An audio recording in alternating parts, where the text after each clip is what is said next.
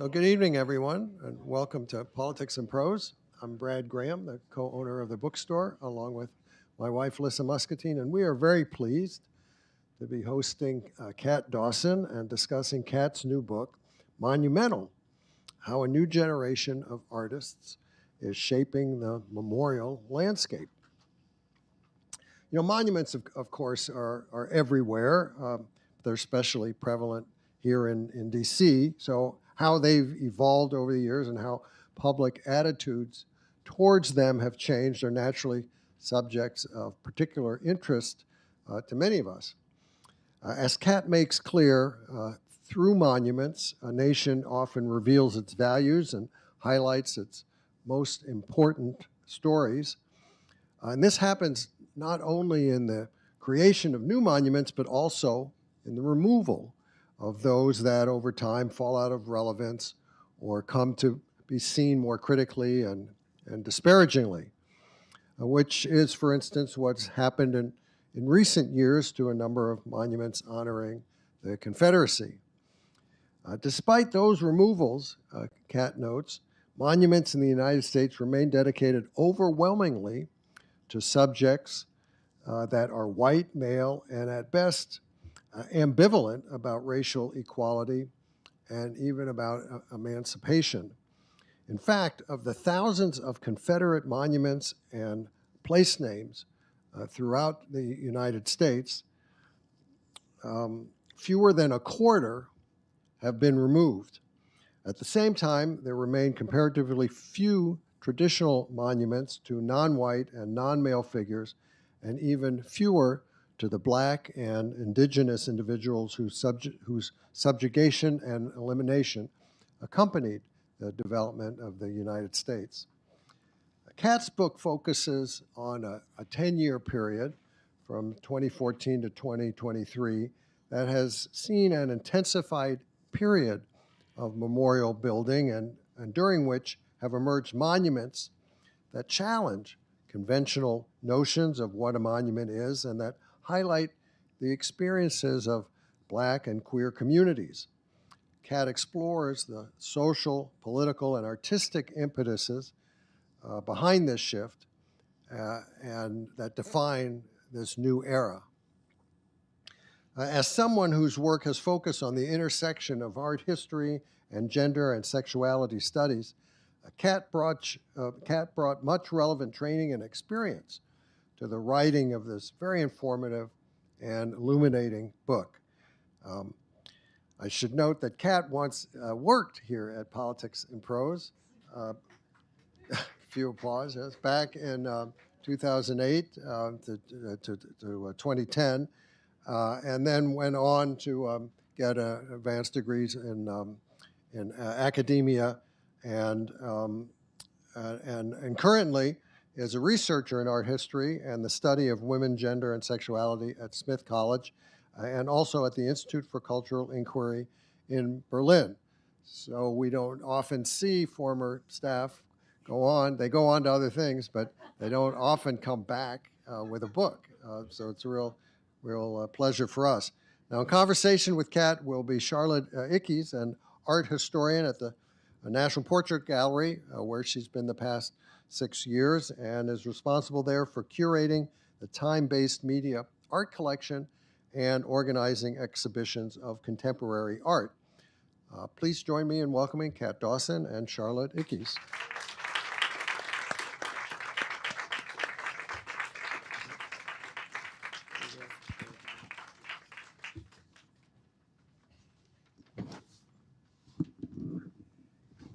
Hello. Hello. Hi. Great. Well, it's a pleasure to be here, reunited with my dear old friend and with many Sidwell friends in the audience. Let's start with a reading to kind of situate us, the first paragraph of the introduction, and then we can go into the conversation. Sure. Brad, thank you so much for that really generous introduction, and Charlotte, thank you so much for doing this.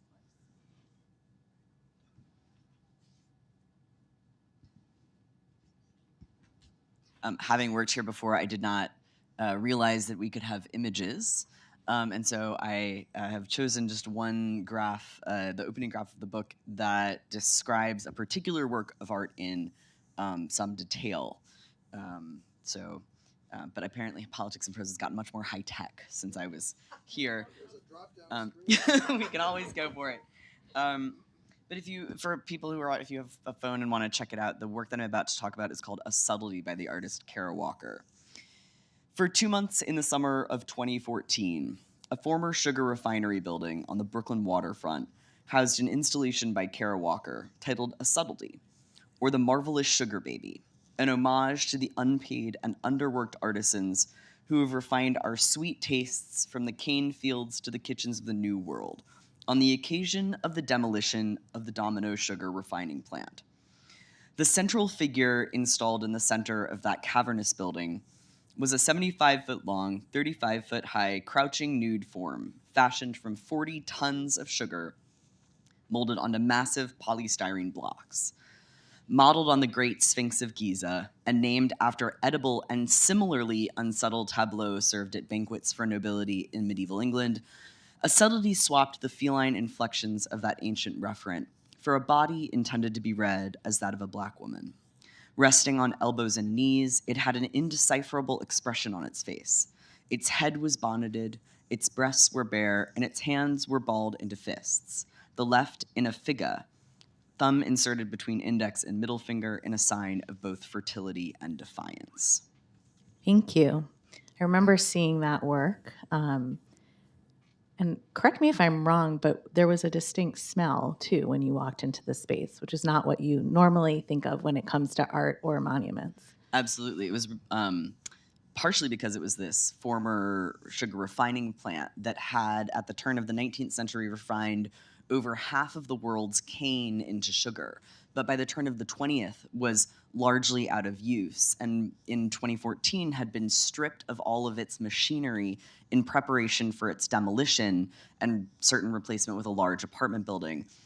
Because of the way that sugar is processed, which is an incredibly sort of violent and high heat process, the building smelled like molasses and like burned sugar.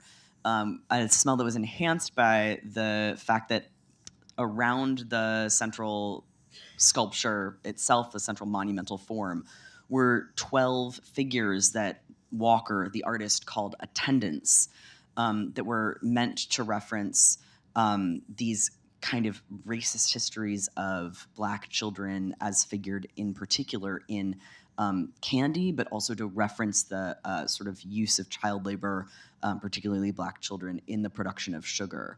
And she made these sculptures initially out of molasses, but because it was like 1,000,000 degrees that summer, they kept melting, and so they ended up having to recast them in resin, if I'm not mistaken. So those smells were redolent. Yeah, and it was a very powerful work, I think produced by Creative Time, commissioned by Creative Time in New York. So as Brad said, you're examining this period from 2014 to 2023, 2014 being when Walker's work is installed at the former Domino Sugar Factory. Why is that kind of the beginning point for this new generation of monuments and artists? Why did you identify that work? It's really interesting to think about that moment, because for me, that was this kind of watershed moment in how I thought about art. Like, I was halfway through a dissertation at that point, and I think I still felt like I wasn't authorized to talk about or think about contemporary art very seriously. And so I went to the work, as I was working on a dissertation, of work by artists in the late 60s and early 70s who'd sort of taken their experiences being part of or adjacent to the civil rights, feminist, anti-Vietnam War, labor movements, and were trying to sort of distill something of that politics and activism in their artistic practices. And I kind of came to a subtlety and felt that I saw a lot of the same representational strategies in that, like, sort of in use by Walker, almost 50 years later. Any similarities in subject matter notwithstanding. And so I wanted to understand what those similarities were. But one of the things I talk about in the book, and I do think that Walker kind of distills a number of things within the monumental tradition and beyond it when she puts this work forward. Like, I feel like it's one of the first works that to be present on a monumental scale, to do this at a moment where, I don't really get into this in the book, but 2013 was the year of the selfie. Internationally, like, and Instagram was really taking off, and so this sort of individual user representation and self-representation on the internet and sharing culture really were kind of taking off at that moment. And so there's a virality to those images that contributes to that. But one of the things I talk about in the book is that though I think about that as a watershed moment, it's not like I'm not arguing necessarily that that monument itself is the first moment. Indeed, the second chapter of the book focuses on one of a number of antecedents to that particular monument in U.S. culture, which is the AIDS quilt. One of these, we're in Washington, right, where it was displayed 3 times. And so the AIDS quilt is one of a number of examples that antedate this, of endeavors to use something on the scale of the monumental in ways that contravene the traditional ways the monumental form is used. So let's talk about that traditional form and then what possibilities you're seeing in these less traditional forms. Because one could argue that Walker's work isn't a monument. It's just a major, huge, scaled up art installation. So what do you identify as the conventional attributes of monuments, and what are you seeing in these works that are proposing an alternative while still engaging with the monument tradition? That's a core thing I tried to get at in the book, and it's something that I think I feel might be, I think I'm still chewing on even after the book is done. Because there is, in many ways, and in many ways I would agree with this statement, like, there actually isn't anything that necessarily distinguishes it in a hard and fast way from an installation. It is, after all, in a closed building. If you went to it, you will recall you had to find a way to get tickets that couldn't always be purchased. You had to stand in line sometimes for a long time, sometimes on sort of really hot asphalt, waiting to get into this building. So it was a thing that you had to, like, sort of try hard to get into, or sort of be in the know to get into. We think of monuments as public, as in open space, as visible from afar, as sort of helping us understand what public space is, right? However fraught that concept might be, and a subtlety in its relationship to publicness really contravenes the monumental form. Additionally, it was made of sugar, as I mentioned in the paragraph, I think molded onto polystyrene blocks. So sugar is both more ephemeral than monuments, and polystyrene or styrofoam is technically, like, less ephemeral. Like, if nothing else is here in a while, styrofoam will still be with us. But where monuments are usually made of, like, sandstone or granite or bronze or what have you. And so there are many ways in which this not only sort of departs from the monumental, but can be readily, arguably, categorized as something else. But it continuously reaches for the concept of the monument, right? The representation of a single form at massive scale, the representation of the sort of reaching back into a history, reaching for a history, and bringing that history forward and presenting it as a vision for a particular moment.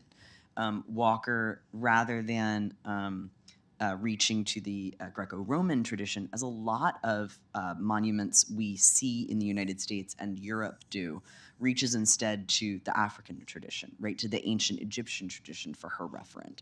And so I think there are ways in which, and this is what I really get to in the book, the works that I talk about, and I open with a subtlety because I think it does a particular thing at a particular moment in which things start to shift or an opening becomes possible. But the monuments that I talk about, including a subtlety, continue to reach toward the monumental tradition, even as they seek to undermine it, right? So they are really an extension of it. And so every time I use the word new in the book, including in the title, I'm like, well, it's kind of new. And there's plenty of it that's new, but it's also powerful because it's extending that tradition.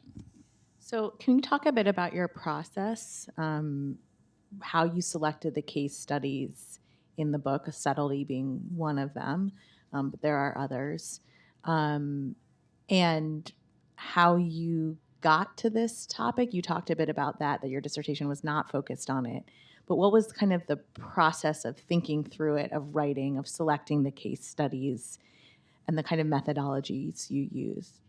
Absolutely. Well, and as I'm sure is said from here, often the process of writing is one of just like sheer terror and paralysis. But setting that aside, the case studies that I selected, um, I kind of distilled out of a frankly enormous body of work that's been produced in that decade. We're in Washington. There was a monuments project on the Mall a couple of years ago. I lose track of post-pandemic time, so I don't know if it was like last year, but I think it was like 3 years. 2023. 2023, right?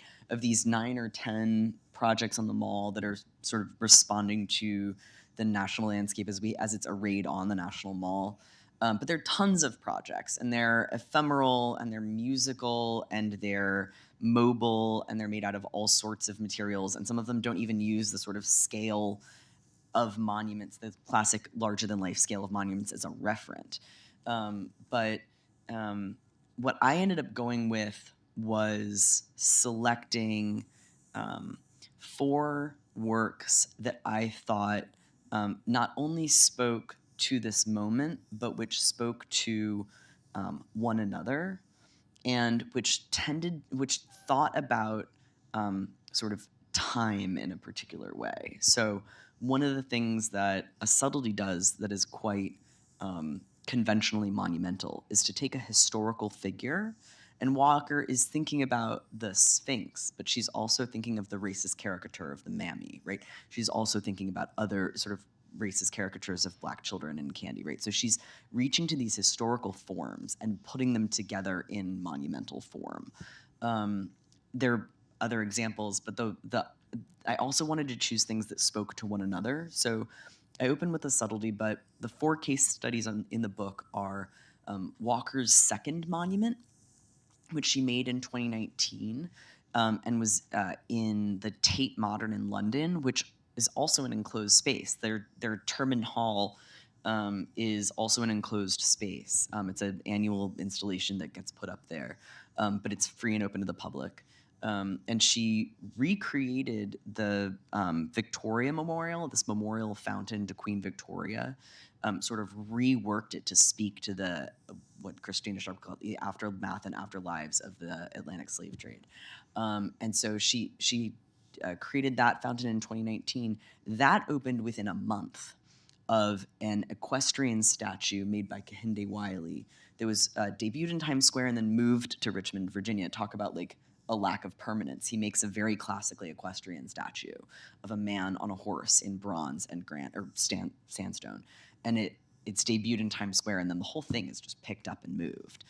We think about Likely at great expense. at incredible expense, and so I thought those 2 works happen to speak together in terms of their almost contemporaneous release, but they also did sort of 2 different things. Walker is excavating the form of the monument, sort of stripping it down and reworking it, seeing how far we can push the form away from its formal tropes before we stop recognizing it as a monument. Fons Americanus is hollow and made of recyclable and biodegradable materials, right? Things that we would never associate with monuments. And then Wiley really sees how we can push the monumental form almost like as far as it goes, using its own tools to represent a category of person that's not traditionally or never represented in that particular way, right? And then the other 2 case studies I chose really get into time in a solid way. And if you want to like a subtlety, if you think that a subtlety pushes the boundaries of what a monument is, the 2 buildings that I talk about these 2 monumental architectural forms. Really push the sort of strained credulity about what a monument is in some ways. But they're a building by Mark Bradford, an artist who did an installation at the Venice Biennale, who takes this, the American Pavilion there, and tries to rupture it from within. It's a monumental building, I think, arguably. And then another, and the argument that I think that he's making in his monumental intervention into this building is that we might have to destroy all of these structures, get rid of these sort of idols that we have in visual form if we're going to work our way toward a more just future.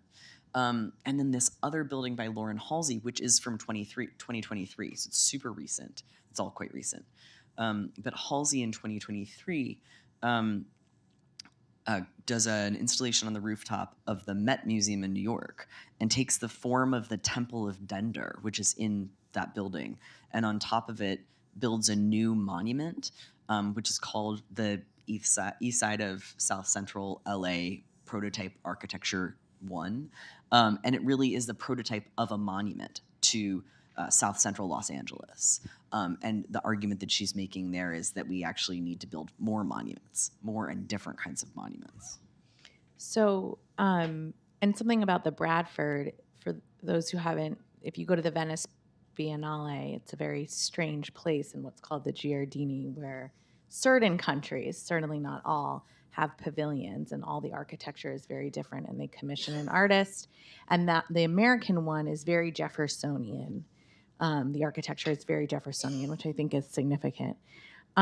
So those case studies are either indoors or within a museum, like Lauren Halsey's on the Met roof, in art-coded spaces like the Venice Biennial. Can you think about, like, tease out that kind of context difference than something like some of the monuments we encounter here, or even an example you cited, the AIDS quilt, which is certainly intersecting with art, but it's not necessarily made by fine artists. And it's on one of the most public spaces in this country, the mall. So can you talk a bit about those differences? Like what and the Wiley was in Times Square and it was Times Square Arts, but now it's part of the Virginia Museum of Fine Arts collection, and it's installed right there. So can you talk a bit about context and how your encounter with the AIDS quilt, for instance, is very different from the Venice Biennial? Absolutely. Although they do have something in common, which is you can't see either of those works in their totality anymore.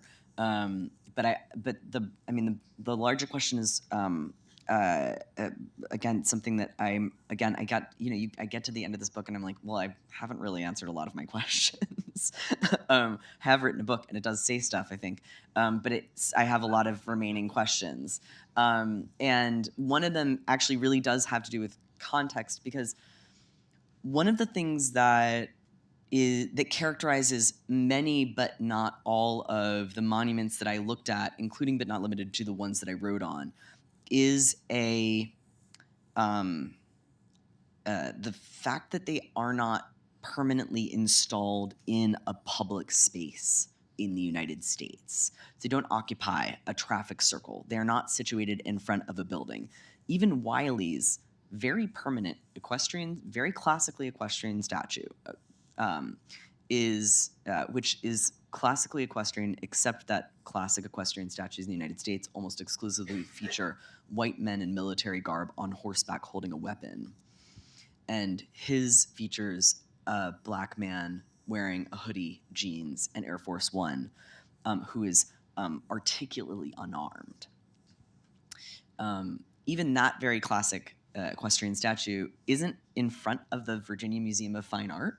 It is on its property line facing, I think it's like northeast or something, but it's facing the headquarters of the United Daughters of the Confederacy, who played a huge role in not only narratively perpetuating the lost cause narrative of the Confederacy, but also raised money for a tremendous proportion of Confederate monuments that we have that stand to that legacy throughout the United States. But to sort of get back to the question, there is an interest in, or an aversion to, or a barrier to these kinds of public permanent forms.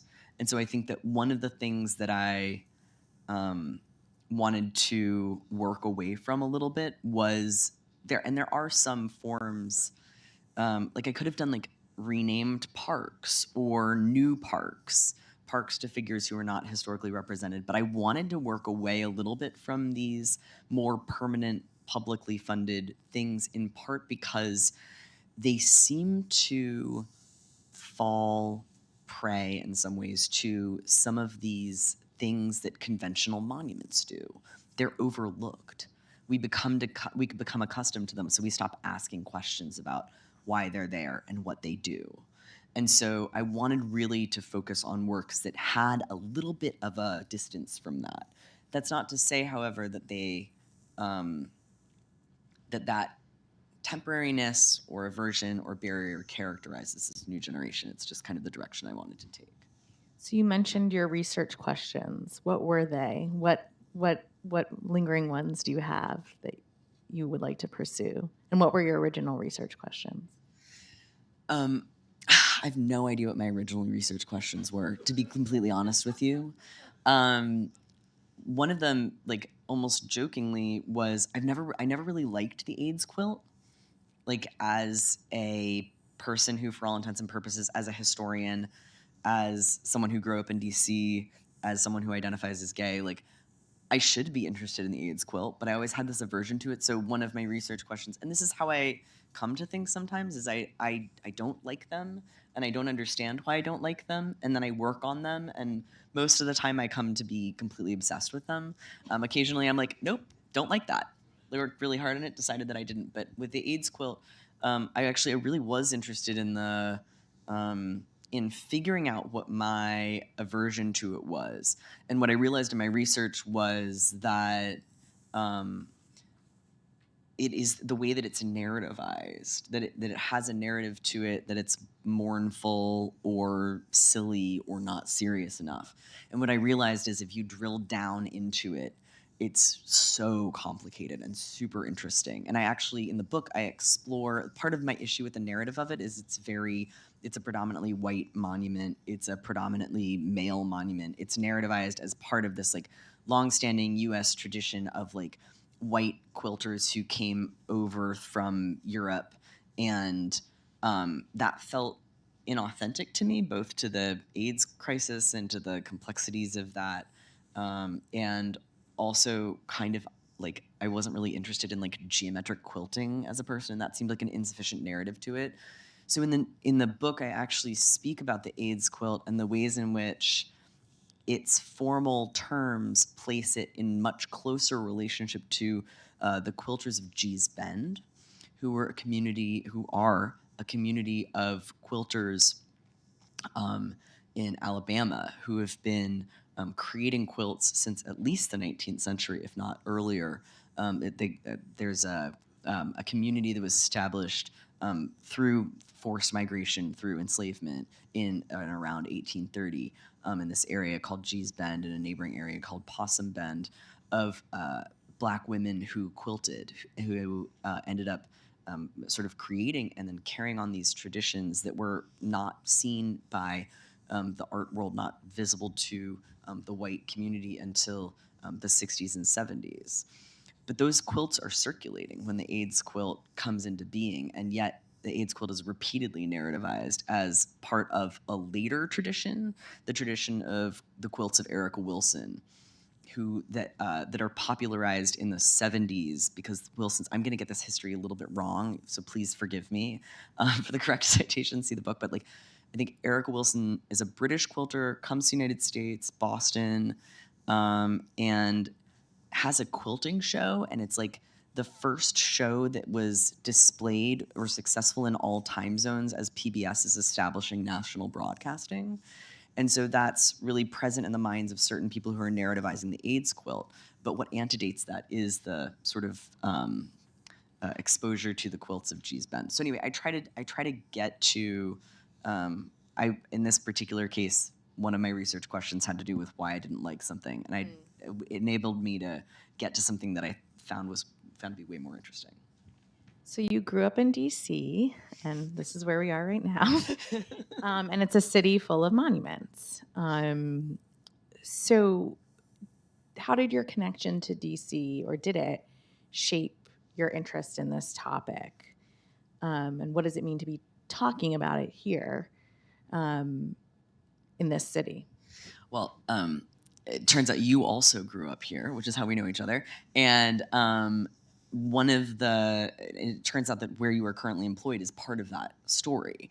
When I was when I was working here, shortly after I left Politics and Prose, I did some wall label writing, which is narrativized on my CV as curatorial internship at the National Portrait Gallery with David Ward, who is the historian at the National Portrait Gallery. And David invited me to join him on a tour of the White House. I was like 25 or 26. And I was like, I don't think I've ever been to the White House. And like, my mother's here. I'm like, Mom, had I been to the White House? I don't know.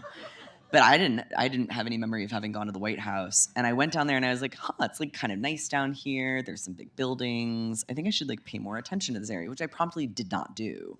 But as I was starting to think about a subtlety and this project a little bit and like what it might look like, because it really started out as, a subtlety looks like it's using some of the same representational strategies as the artist in my dissertation, Adrian Piper, Barclay Hendricks, Vito Acconci, and Judy Chicago, among others.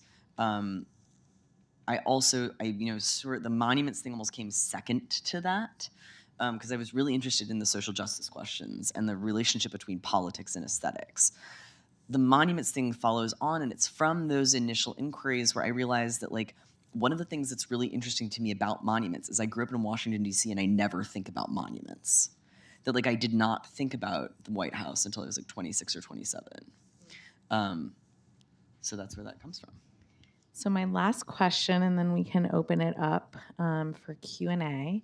So the time period, as you say, you go back in time, which I think is really important. But you identify this moment from 2014 to 2023. And yet so much has changed since 2023 around the conversation of monuments. So you mentioned in August 2023, some of you may have seen it, the Trust for the National Mall and this organization called Monument Lab partnered, funded by the Mellon Foundation, which had a big monuments funding. And I do think funding aspects are an interesting question as well, because these works are very expensive to fabricate.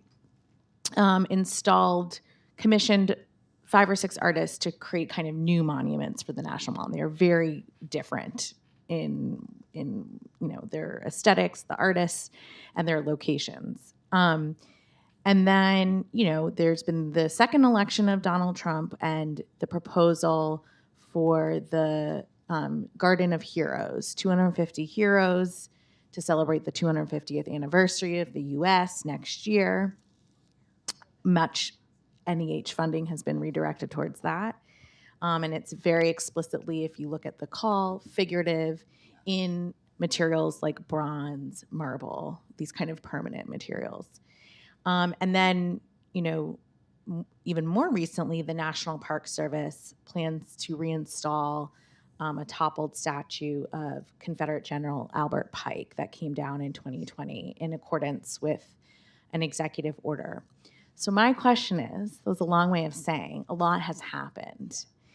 So if you write a really nice, beautiful epilogue, if you could write another one to think about these 2 years, really, where so much has changed in the conversation about monuments, what would you say?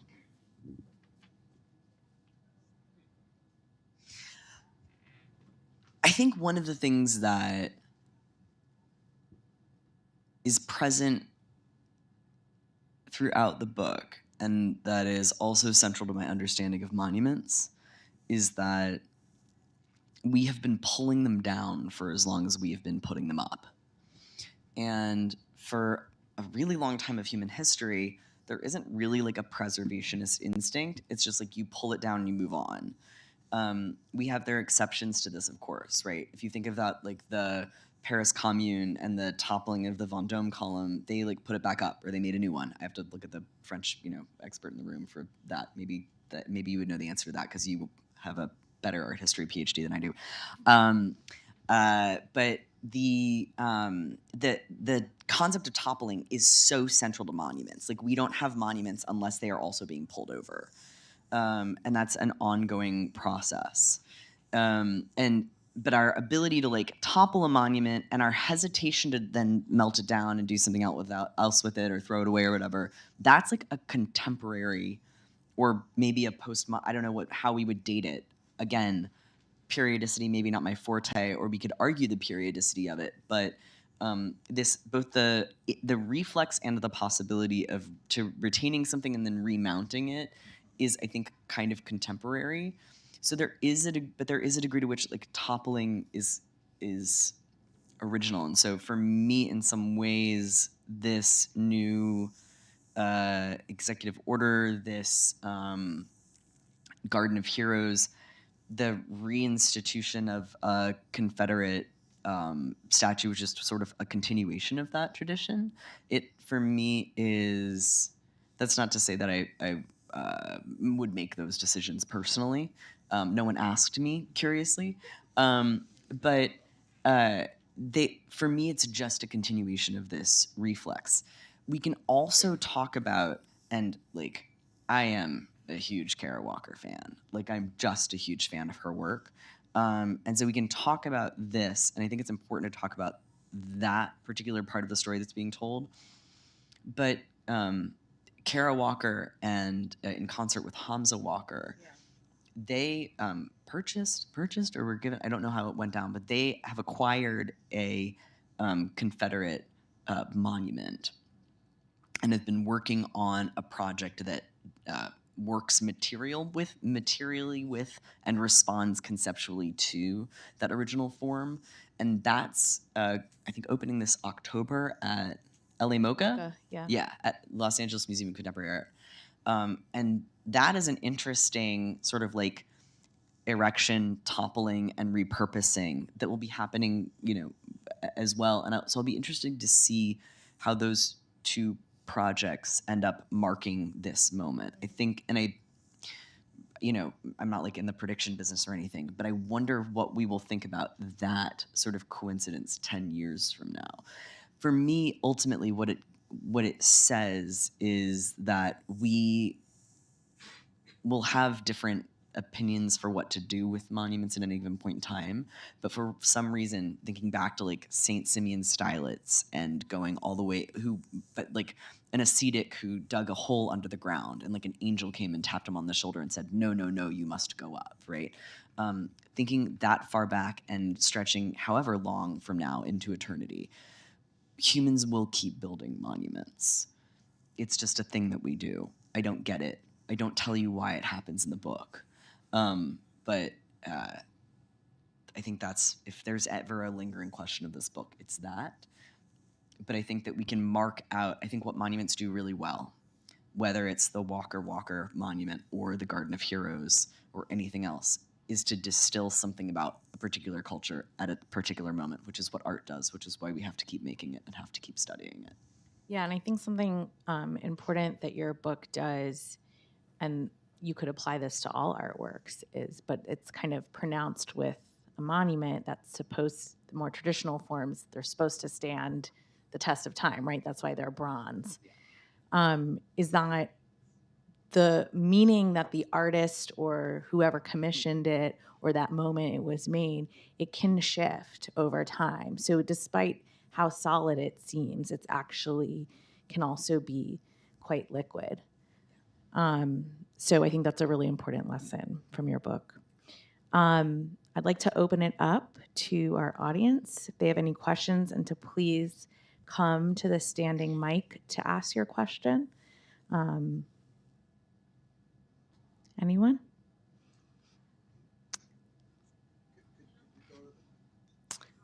Thank you. This is very high for me. Hello. Hi. This has been very interesting. I'm a tourist to DC, so I spent all of today in the National Portrait Gallery, and last night I was at the Lincoln Memorial at 9:30 p.m. It was very beautiful. My question as a professional tourist is, given that my non-PhD understanding of monuments is that they're used to commemorate historical moments, probably propaganda tools, and free public entertainment for the most general sense of the masses. Yeah. And the case studies you've described today are more transient, less accessible, and born of political movements that are non-white, non-male, thoroughly modern, for lack of a better term. What is the function of monuments for someone in 70 years looking back at this? If the four cases that you described just now are kind of the basis for all the cases going forward. That's such an interesting question, and one that I don't think I've thought about. So I really appreciate it. And since you've been a professional tourist, maybe you can tell me what the monuments here are like, since I evidently haven't taken the time myself. I think monuments, the propaganda tools comment is super real in many ways, and it's like they're a story that often a very small, powerful group of people want to tell about a history. There is a degree to which these artists who are, hopefully, ideally compensated well for their work, who are making monuments today, who are the subjects of my case studies and plenty of other monuments I didn't talk about, they are also a small, powerful group of people in a particular context who are making these monuments. And so I think that in that way, they're going to be no different from us today looking back 70 years in certain ways. They're telling a very specific narrative. And that's both a problem and a source of power for monuments, right? Depending on where you stand in history, how you feel about the story that's being told. But I think the answer to that question would also differ depending on which of the artists you ask, right? My sense is that Mark Bradford, not to put words into the man's mouth, but my sense is that Mark Bradford, in his what I kind of refer to as a ruination of this building, right? He builds cracks into it, right? He sweeps gravel up against it so it looks like it's windswept and been abandoned for years. My sense is that his whole concept is that we should really look back 70 years from now and be like, isn't it great that we got rid of all those monuments and started again, or did something else and stopped building them, or what have you? Whereas Lauren Halsey, I think, would, again, this is just what I get from not speaking with her, but rather from looking at the work that she made, would hope that 70 years from now, we look back at today and see a landscape of a profound multivalence of different kinds of monuments, both materially, both in terms of the materials that are used, and in terms of the kinds of lives and histories that are represented in them. Thank you. Hi. Hi. Found it fascinating.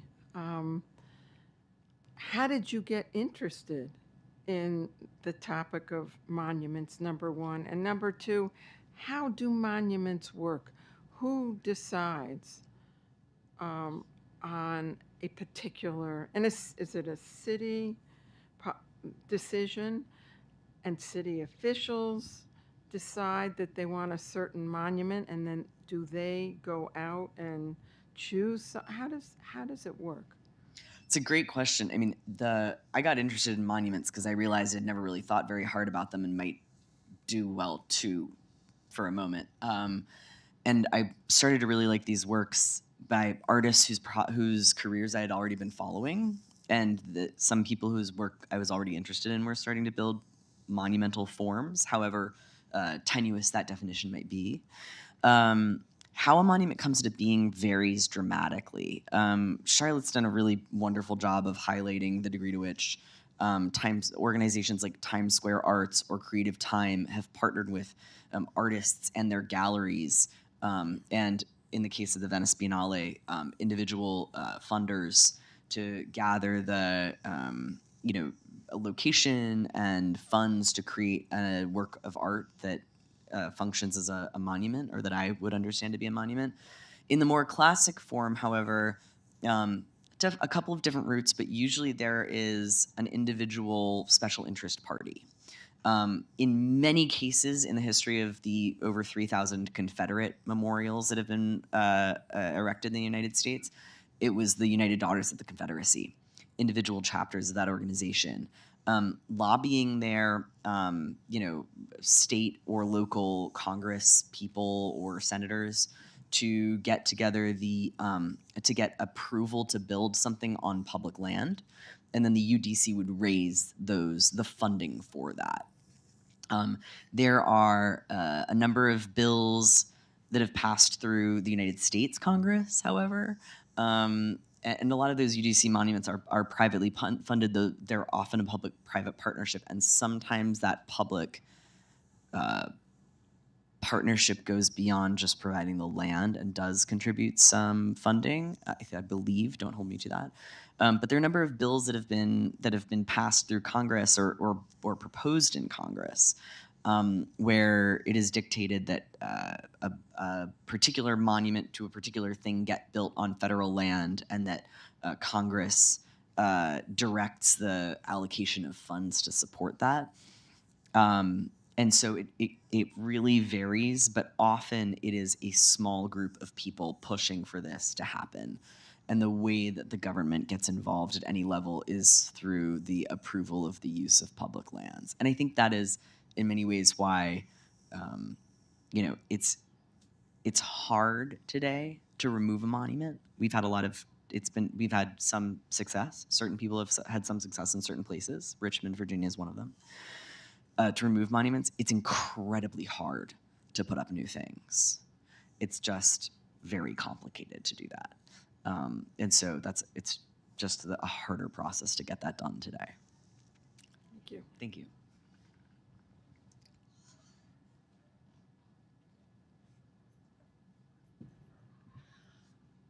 This has been really interesting. I think I'm still trying to think about what my question is exactly, but I'm interested to hear more on your thoughts about monuments and their placement. I'm an urban planner by trade. Part of my thinking around monuments is thinking about like land surveyors who place markers and rely a lot on monuments, which are rather stable, intended to be very stable in place. So when I think about monuments, in the context that you've been talking about them this evening, place seems very important to me, but some of the examples you've provided seem like they've been removed from their place, or they're in places that one wouldn't normally expect a monument to be.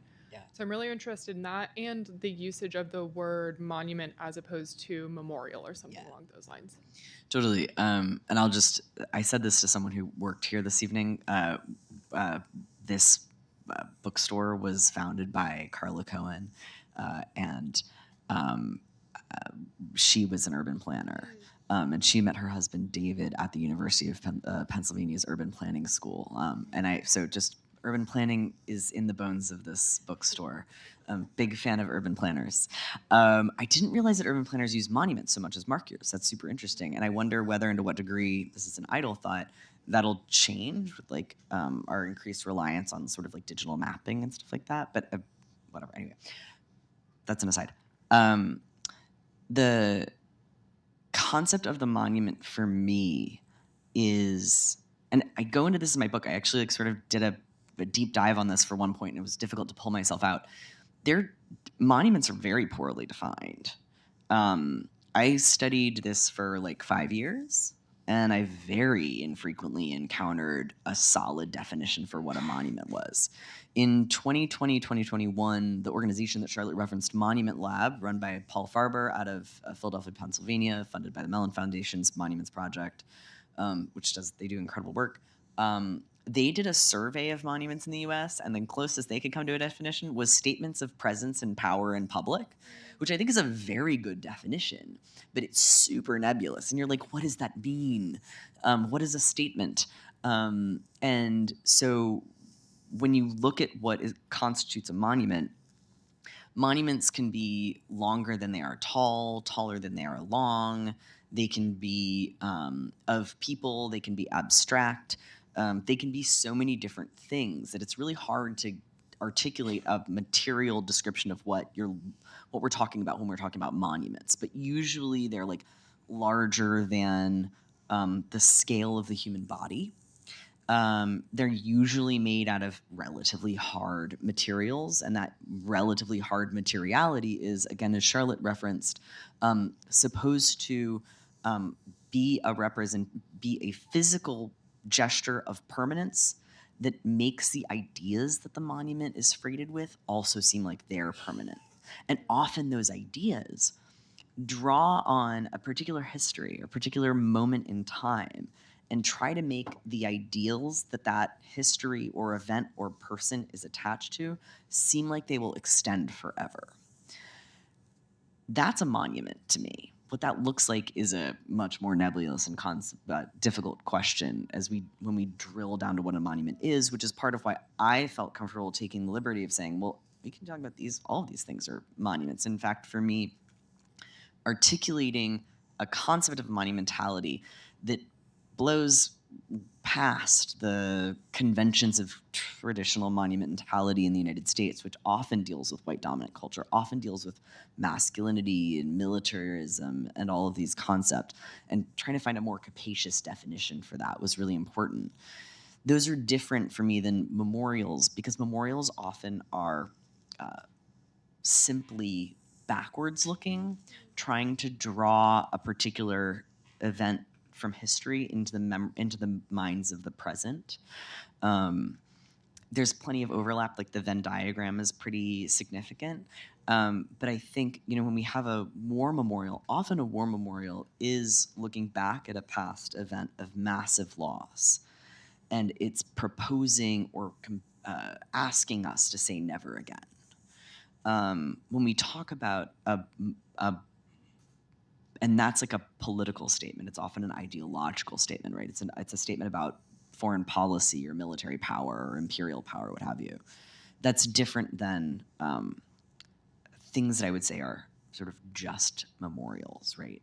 And so there is a definition, but it's a murky one. But I think it's important if we're going to talk about what the power of monuments have, and I think that's a different power, a different level of power, ideologically, visually, politically, spatially, even than a memorial. Thank you. Thank you. I was wondering if you have any thoughts or comments about one of the newest Washington, D.C. memorials/monuments that was built in the decade that you've been looking at, which would be the Dwight Eisenhower Memorial, which was designed by Frank Gehry in consultation with the late, great Robert Wilson. Wow. I'm very embarrassed to say I have no idea what it looks like, so I don't have any ideas. You're going tonight. Okay, I will Google. Night trip. I will Google it. Thank you so much.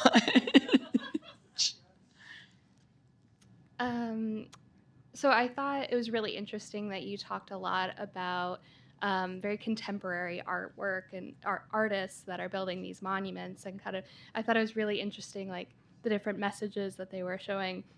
And I was just wondering, in your research, especially with all of these works that you've noted from the past 5 years, have you noticed any trends for future works that are coming up, whether it's the messaging or the materials, like with the sugar, or even the way that you look at it, like how Mark Bradford's work was kind of immersive and things like that. And so I was wondering if you had any thoughts on some of the trends for some of these really inventive new monuments. Thank you so much. Gosh, I wish I did.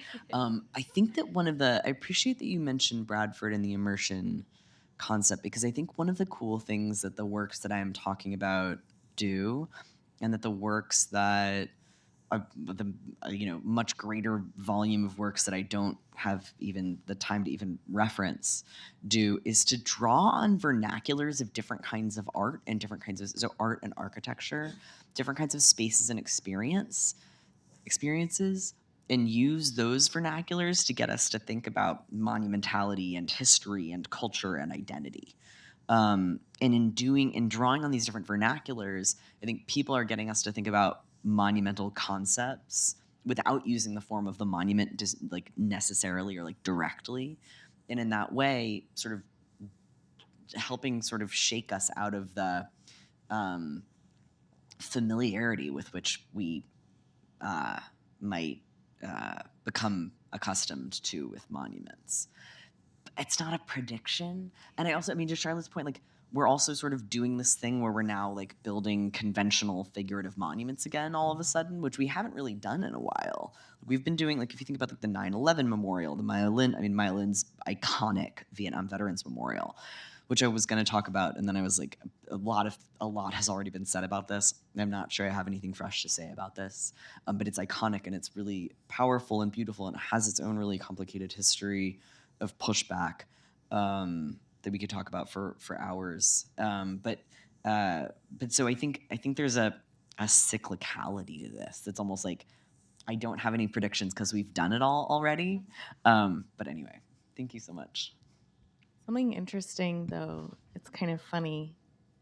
It's kind of funny to think about that, like, for a lot of these works, Mark Bradford, The Walker, now it only exists for us, despite their monumental form, it only exists in the form of photographs. Absolutely, absolutely. And like a lot of these, I don't know if Bradford's has, I mean, you can find photos of Bradford's online, though confusingly, like the New York Times, I think, like photographed his LA studio. I mean, there's like a whole dramatic history with this, but like the New York Times put photos of his installation in his LA studio online and doesn't distinguish between those photographs and the way that it actually is in Venice, and it's different. Like he changed it. And so they're like, it's kind of confusing. It was also at the Baltimore Museum of Art, which was awesome. The Venice Biennale is always sponsored by a particular museum, so it actually came to Baltimore, very close by. But the Tate, which has Walker's memorial, does a particularly good job of doing like a really good dynamic interactive website that still holds that monument. But a subtlety has been totally destroyed. It only exists, I think one of the hands is left. The hand with the figure is left. That lives in New Jersey, I believe. And incredibly, the building that it was supposed to house prior to the building's destruction was ultimately not destroyed. And they just kind of like hollowed it out and built a building into that. So that Domino Sugar Factory formally still stands. But I digress. Well, we're just about at the hour. So I just want to thank Kat so much for being here, for your wonderful book, and to our wonderful audience members, and to Politics and Prose. Thank you, Charlotte.